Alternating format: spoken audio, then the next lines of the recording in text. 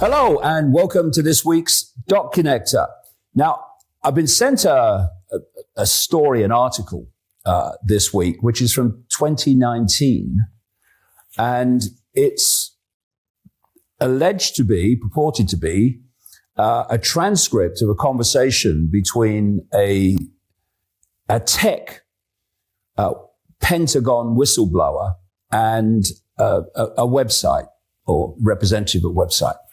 Now, because the lady remains anonymous, I can't say if that's true or not. Obviously, how would I know for sure? But what I want to do is highlight, because it's so relevant to current events, some of the things that she says that confirm my own research over decades. And the whole story, you can see the whole article. If you put the headline into a search engine, it will come up. I've tried it. And basically what she's saying, put my glasses on, is that she is a former tech operator, a sort of tech wizard who worked for DARPA. Now, DARPA is the technological development arm of the Pentagon, just as an organization called InQtel or IQT is the technological development arm of the CIA. And they work together to seed fund so-called startups, internet startups, tech startups. And I say seed fund, they seed fund them, yes, but also they supply them with the tech that the startup has invented, that it's coming out of the underground bases and the secret projects via the military. Because the military is running the show. At one level, the military is running the show. This is why it's been exposed, quite rightly, that the COVID fake vaccine was actually a military operation with politicians sort of taking the credit, like Donald Trump, but it was a military rollout. And even the big pharma companies like Pfizer were actually subordinate to the military in the rollout. So there's a lot in this article that supports my own research, like I say, over many years. So it's the transcript, going to the article itself, of an interview with a Google, Facebook, DARPA insider that was conducted with a member of the Anonymous Patriots, a citizen journalist group aligned with the American intelligence media. So like I said, this was from 2019. And indeed, it says here, the conversation took place on July the 1st, 2019. And the whistleblower says that she was at the heart of high-tech innovation at DARPA, Motorola, Boston Dynamics, that's produced a lot of very advanced for the public arena anyway, robots. Facebook Building 8, which was their kind of innovation area. And many other projects for Lockheed, Boeing, BAE, and others. And the focus of the article is a guy called Eric Schmidt, who she claims to have had a relationship with, but, who knows? But certainly enough said in this article to make you think that whoever's talking has a lot of experience on the inside. So who's Eric Schmidt? He was born in 1955. He's an American businessman and former computer engineer who was the CEO of Google from 2001 to 2011 and the company's executive chairman from 2011 to 2015. And he was also the executive chairman of parent company Alphabet, Inc. from 2015 to 2017. And since he's moved into official government areas, for instance, Schmidt became the first chair of the U.S. National Security Commission on Artificial Intelligence. And this is where it's leading, this whole thing, in 2018, and had a major influence on the Biden administration's science policy after 2021, especially shaping policies on artificial intelligence. He supports using AI and related technology for military applications by funding startups. So, what this whistleblower lady says is that she has a long background with Eric Schmidt. She talks about his connections to the Chinese Communist Party. You can read what she says in the article itself. And she says, I was working for the Defense Advanced Research Projects Agency, DARPA, the military, at the time, and took an interest in this opportunist. When Eric went on to Sun Microsystems, and again, she talks about the previous time, gleaned the credit for projects he didn't create, I decided to see what made him tick. I did him a favor by inviting him to a Highlands Group forum. So what's the Highlands Group?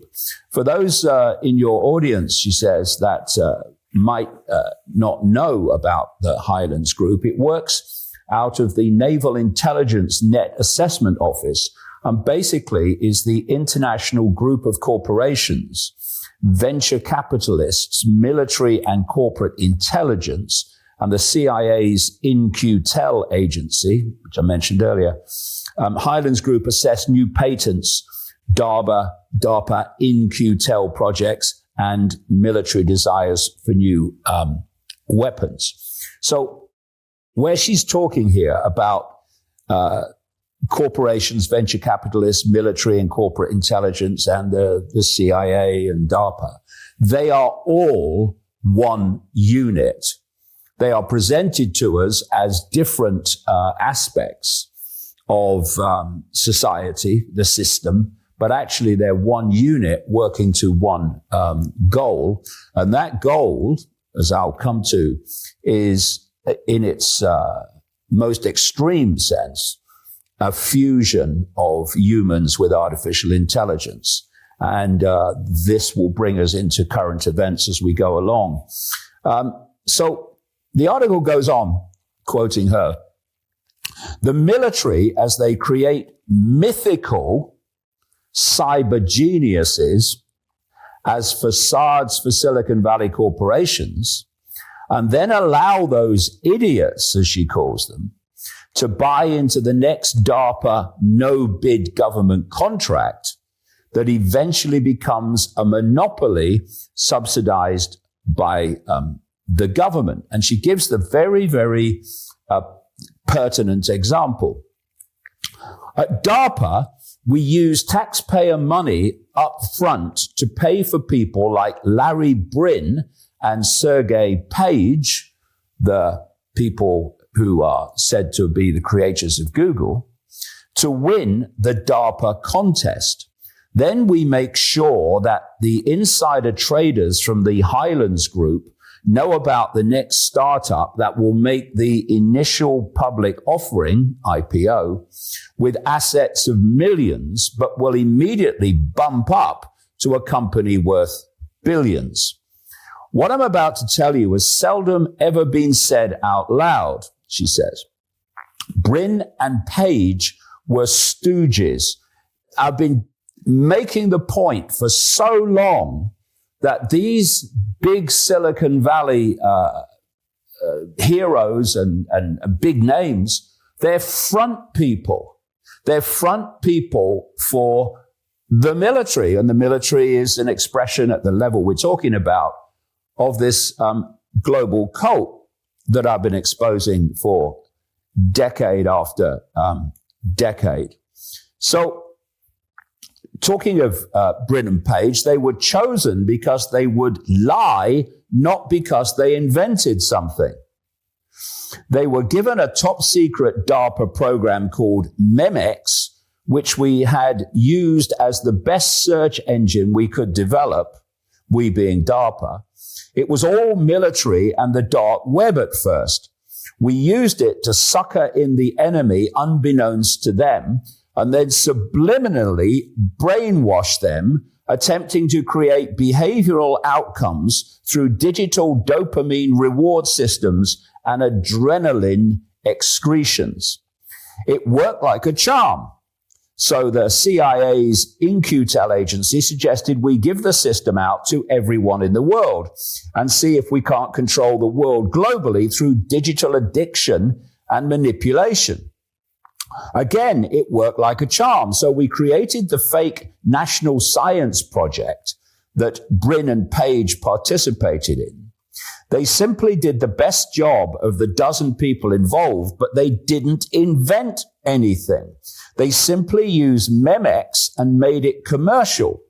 Facebook and Zuckerberg did the same thing with LifeLog, which was another DARPA In-Q-Tel project that needed a boy genius as a front man. Mark was simply used. And this is what I'm talking about, and I've been talking about for so long. Elon Musk, he's a genius, he is. No, he's not. He's a front man. Wake up, people. And the whistleblower says, I find it amazing how easily people are lied to effectually. Eric is one big fat lie. Mark, Elon, and the whole gang got their inventions from DARPA and In-Q-Tel's theft of patents. I know, she says, I was there in the meetings.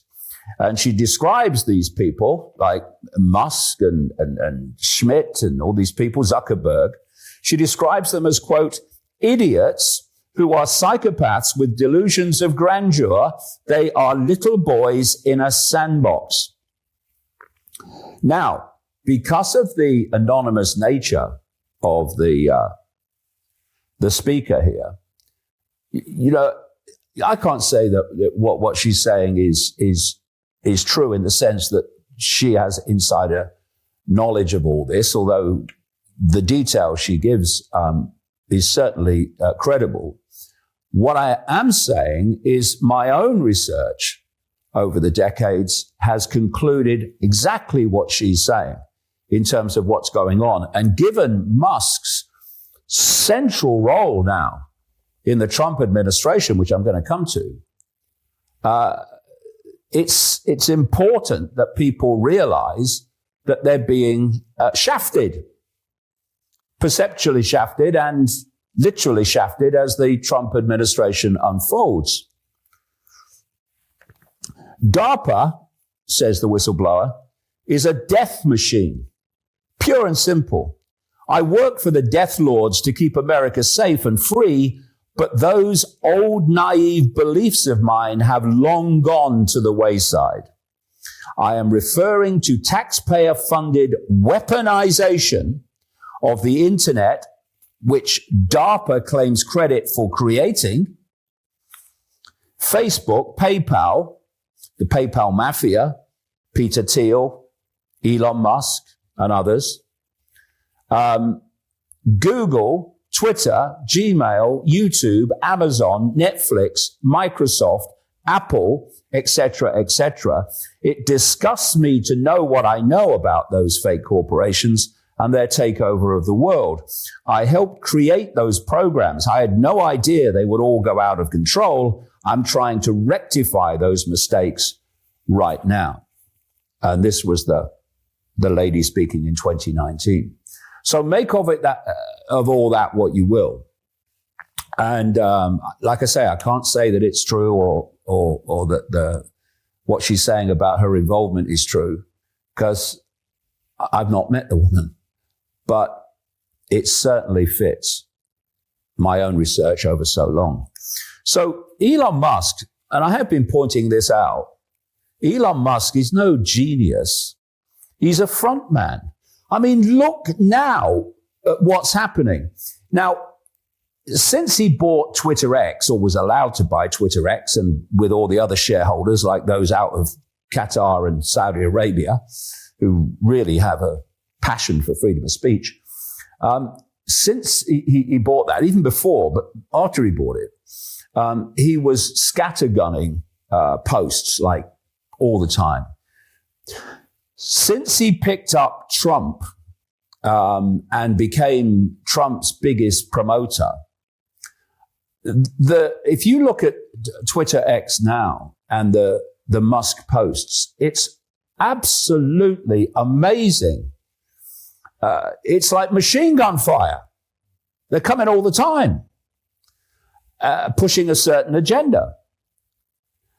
And at the same time, Musk has claimed that 80% of his time is spent designing and engineering. And that he runs all these companies. And despite everything else that he does, like posting on Twitter X all the time, he runs all these companies. It's a joke. It's in your face. If only we would see it. So SpaceX, what is SpaceX? Putting up these low orbit satellites, creating this electromagnetic cloud, which is all part of the hive mind and the connection of AI to the human brain. SpaceX is an arm's length front for the Pentagon and NASA. That's why SpaceX gets all these massive contracts from the Pentagon and NASA. And now, bringing right forward into current events, Musk and this guy, Vivek Ramaswamy, who is a business associate of this guy, Peter Thiel, who is massively part of this AI grouping to push forward towards this human AI fusion. Those two have been given the job by Trump of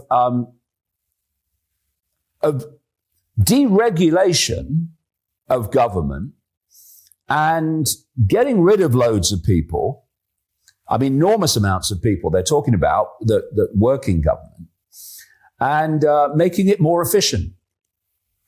And you know what they're going to do? They're going to say that the way to make government more efficient and to get rid of all these people is for AI to basically take over running government. And that's exactly the Global Cult World Economic Forum agenda for AI control. And so this is Musk talking about what he predicts for AI by the year 2040. And what he's describing here is his master's agenda. Every country will have AIs or multiple AIs. So, and there will be a lot of robots. There'll be a lot of robots. But we had way more robots than people. Yeah, let's have that conversation a second, because people are concerned about, as you said, dwindling populations. AI and robots have the potential to help support the GDP. Yes. Congratulations on Optimus 2 and soon Optimus 3. Your prediction on the number of robots by 2040, humanoid robots to be specific, what order of magnitude? By 2040? Yeah, so.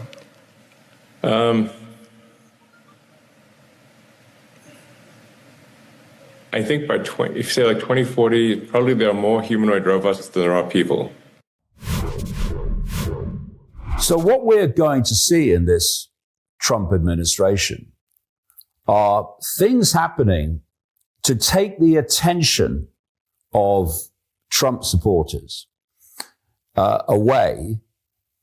Things happening that will make them say, see, he's doing what he said. At least in theory, he's doing what he said. And while they say, oh, look, yeah, we're winning, over here, the direction of travel is planned to be the march, the absolute march of artificial intelligence to control the entire system and people's lives, and ultimately the fusion of humans and AI. Now, a well-known mate of Elon Musk is Joe Rogan, this now globally known podcaster. And he's just done an interview with an AI billionaire called Mark Andreessen. Now, Mark Andreessen, for some reason, a little while ago now, just blocked me on Twitter X, which I found a bit surprising because I'd never mentioned him on Twitter X at that point. But he blocked me. Okay, well, I must be saying something you don't like. And so the Rogan show with Andreessen was for me very instructive because, Rogan is an opinion former. I say for the agenda, and I say that's why he has this massive hundreds of millions of dollars contract with the system. And this interchange was classic in terms of the agenda itself, because Rogan was saying that AI government by artificial intelligence should basically replace politicians. And that is straight off the wish list of the global cult, exactly where society is planned to be taken. So have a listen at their little chat. Artificial general intelligence will emerge, and who knows how that affects. I've said publicly, and I'm kind of half joking, that we need AI government. Yeah. It sounds crazy to say, but instead of having this like alpha chimpanzee that runs the tribe of humans, how about we have some like really logical, fact-based, program that, makes it like really reasonable and equitable in a way that we can all agree to. Right. Let's govern things in that manner. Right. So you can actually simulate this today, because you can go on these systems, ChatGPT or Claude or these others, and you can ask, how should we handle issue X? How should this be run? Yeah, we've done that. Right. How should the Department of Energy do whatever, nuclear policy or whatever? And what I find when I do that is I discover two things. Number one, of course, these things have the same problem social media's had, which is they're tremendously politically biased, and that's on purpose, and they need to fix that, and that's going to be a big topic in the next several years. But the other thing you learn is if you can get through the political, basically bias and censorship, if you can actually get to a discussion of the actual issue, you get very sophisticated answers. Yes. Right. Very logical, very straightforward, and it will explain every aspect of the issue to you, and it'll take you through all the pros and cons. Yeah. And, I mean, it might be the way to go. Yeah. Which is so horrifying for people to think, because everyone's worried about the Terminators taking over the world. And like, if that's the first step, is we let them govern us. Well, look, there's nothing stopping a politician from using this. There's nothing stopping a policymaker from using it, as a tool. Right. You start out, at the very least, you start out using it as a tool. There's nothing to prevent. Like, for example, I think military commanders in the field are going to have basically AI battlefield assistants that are going to advise them on strategy, tactics. Yes. Right, how to win conflicts, and then it'll start to work its way up, and then they'll be doing, war planning. And then if you're a general, if you're a sergeant or a colonel or a general, it's going to just mean you perform better. Yes. And so maybe there's like, the sort of man-machine kind of symbiotic relationship. And you could imagine that happening more in the policy process and in the political process. And the mate of Rogan and Andreessen, Elon Musk, is now given the deregulation brief by Trump that will, I'm sure, lead to deregulation of any blocks on the rollout of artificial intelligence. And on the whole theme of AI taking over from politicians, well, that's why, again, I've been putting this out for so long, that's why so many morons are being put into political power around the world. And the idea is that they're so moronic they're so arrogantly moronic that they don't listen to what people actually want. What the cult wants is all that matters to them. That the public become completely disenchanted with politics and politicians. And as a result, they become open to saying this. Well, you know, the AI and appointed technocrats, I mean, they couldn't do any worse than politicians, could they? See what the politicians have done? That's the idea.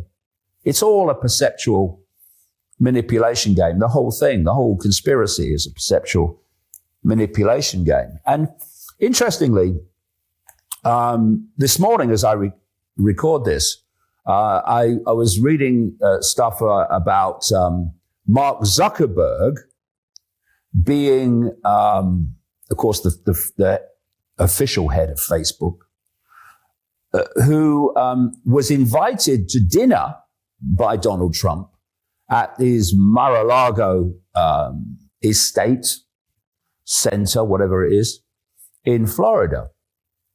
And what I saw was Trump supporters saying, hold on, what's he inviting Zuckerberg for?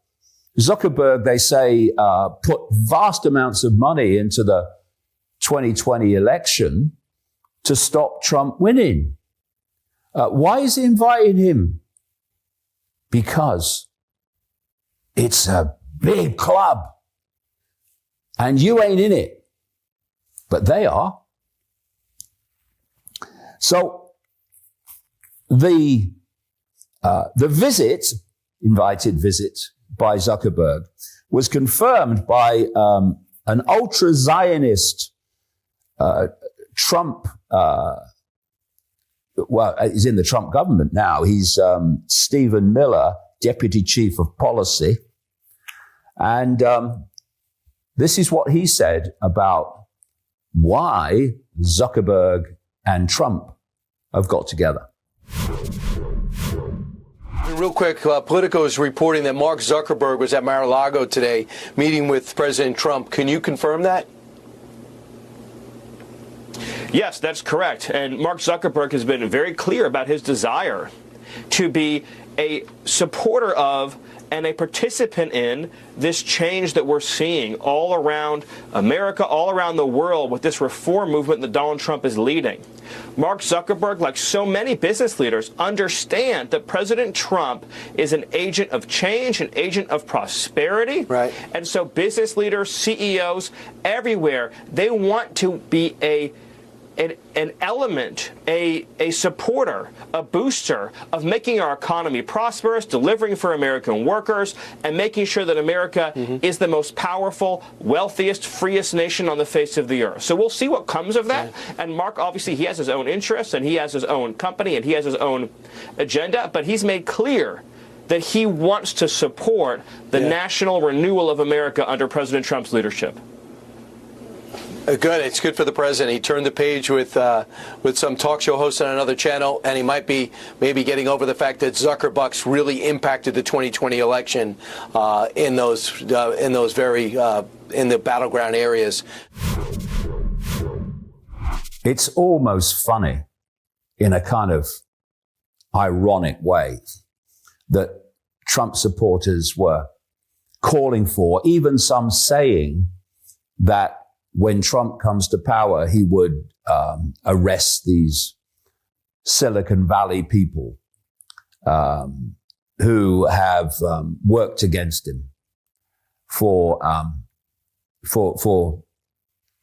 doing what they did illegally.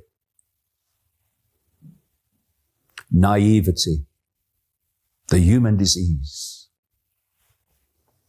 It's a big club, and you ain't in it. And talking of the big club, Trump has named a George Soros fund management partner, Scott Bessent, as his Treasury Secretary.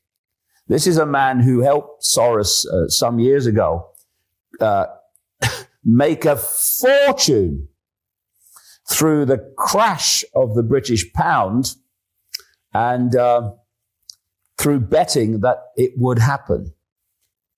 How did they know?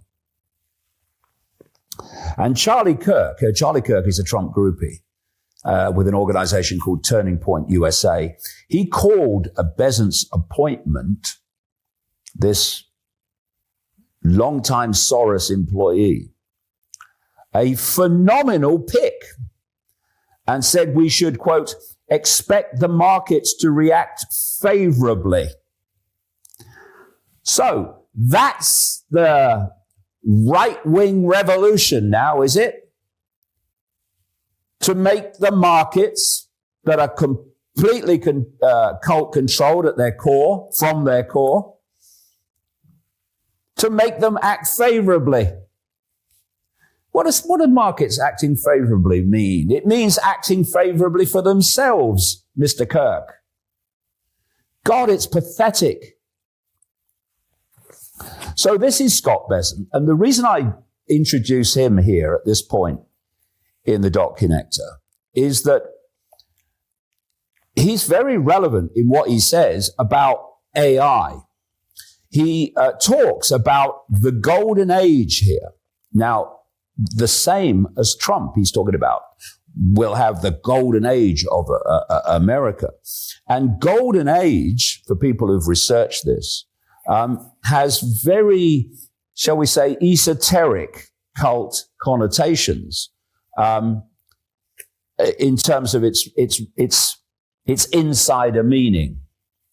And so what Bessent says here is that a massive amount of deregulation of the system, which who's been put in to deregulate it? Oh, Elon Musk. That's right. And if they get this deregulation right, he says, the technological innovation that we're about to see accelerate through AI could lead us into the golden age. I think we've had a rally for most of the year because the markets were sensing that Donald Trump was going to win. And then last week, when he won, we had market was up 4.7%, the S&P for the week.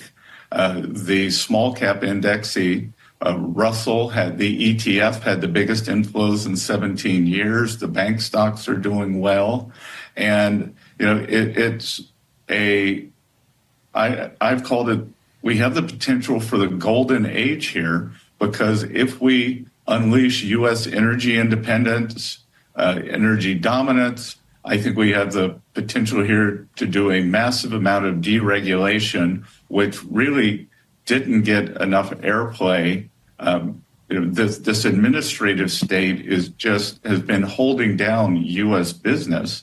And then I think, Charlie, what's fascinating and very hopeful for me is in Trump 1.0, everyone did well. Working people did well, the stock market did well, big companies did well, small companies did well. Under Harris-Biden, it was a bifurcated economy, and only the rich and big did well. So, we had this Mag 7, the 7 big tech stocks in the stock market, and then the top 10 or 20% of Americans have never done so well. And the bottom 50%, they got killed economically, and they came out and revolted. On Sunday, I had conversations with two of the greatest venture capitalist household names in America, and they are so constructive that the U.S. could enter this new golden age, powered by, they basically said, like, Scott, if Team Trump can get the economic framework and the regulatory framework right, that the technological innovation that we are about to see accelerate through AI and other industries could lead to a new golden age in the U.S. And they said, look, you and Larry Kudlow are the highest that we could have 3% growth. We think it could be 5% growth. AI is coming at us from all angles for a very good reason. It's what the cult wants to impose upon us. And there was a tweet. Do they still call them tweets?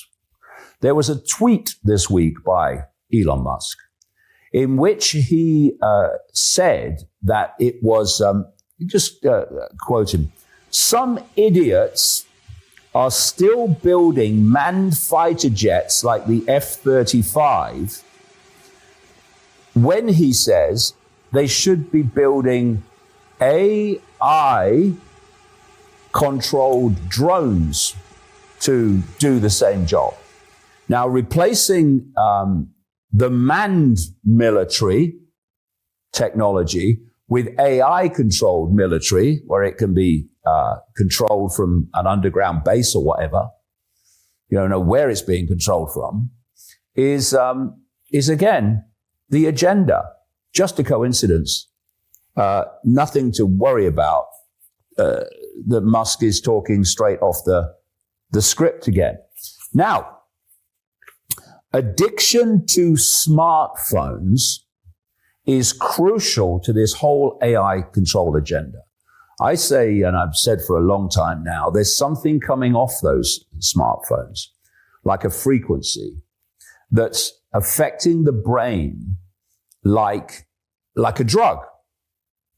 Because, the brain is an electromagnetic organism on one level. It processes information electrically. And if you can interfere with that, well, and manipulate that, you can create, just in one expression of it, there are many, an addiction. So you see people, they're scrolling down their phones for ages and ages and ages. And then eventually they put them down. But when they put them down, the brain is going, where's my electronic fix? Where's my frequency fix? What's gone on? What's happening? Where is it? They go into, shall we say, frequency vibrational cold turkey. And what do? You see it all the time. They pick the thing up and start scrolling again. It's an addiction. And they are so important to this AI control agenda that Elon Musk is telling you, you shouldn't worry about them. Oh my God. Anyway, he says that this smartphone concern about what they're doing and all this stuff and what they're doing to the brain is not happening, which, if you look at the background, is intelligence insulting nonsense, because the body and the brain on one level is an electromagnetic field. And while that electromagnetic field is in balance and is in harmony, then you're healthy. But when other electromagnetic fields, frequency fields, start destabilizing that harmony, you go into a state of disharmony, dis-ease, which leads you to ill health, dis-ease, disharmony. And that's all ignored. Don't want to talk about that. Instead, here's Musk with his mate Rogan, again, telling his massive audience that phones are fine and nothing to worry about. Cell phones are not emitting particles. So if it's like, is my cell phone going to cause brain cancer? I'm like, because of radiation. I'm like, do you mean photons or particles? And it's like, it's not emitting particles, so we can just put that aside. Don't worry about the particles. Then the photons that's emitting, the most they can do is slightly warm up your ear. And only by a tiny amount. It's like okay, if you had an ear warmer that was very mild, that's your phone. That's all. It's emitting photons at a frequency that is not going to cause DNA damage. Sleep easy at night. Don't worry about your phone. It's fine. Insult my intelligence, Mr. Musk. Oh, you just have. So this AI control of everything includes whole cities controlled by AI. Every aspect of life controlled by AI. Now, certain parts of the population will accept that. They'll think, oh, that's a good idea. But others, what I call the pushbackers, well, used to be, they won't accept it on that basis. So they have to be given another story that leads to the same outcome. And Donald Trump is saying that he wants to build from scratch what he calls freedom cities.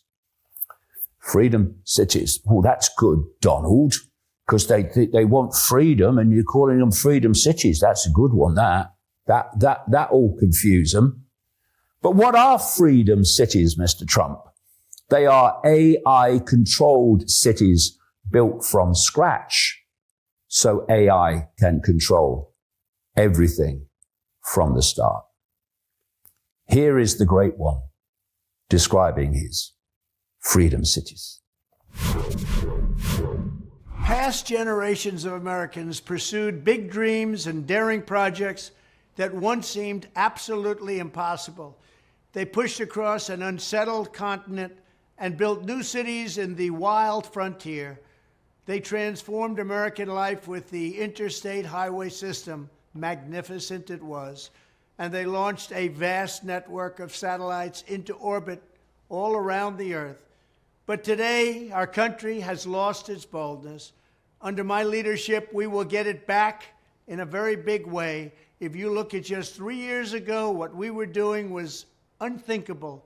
How good it was, how great it was for our country. Our objective will be a quantum leap in the American standard of living. That's what will happen. Here are just a few of the ways we can do it. Almost 1/3 of the land mass of the United States is owned by the federal government, with just a very, very small portion of that land, just a fraction, 1/2 of 1%. Would you believe that? We should hold a contest to charter up to 10 new cities and award them to the best proposals for development. In other words, we'll actually build new cities in our country again. These freedom cities will reopen the frontier, reignite American imagination, and give hundreds of thousands of young people and other people, all hardworking families, a new shot at home ownership and, in fact, the American dream. Another big opportunity is in transportation. Dozens of major companies in the United States and China are racing to develop vertical takeoff and landing vehicles for families and individuals.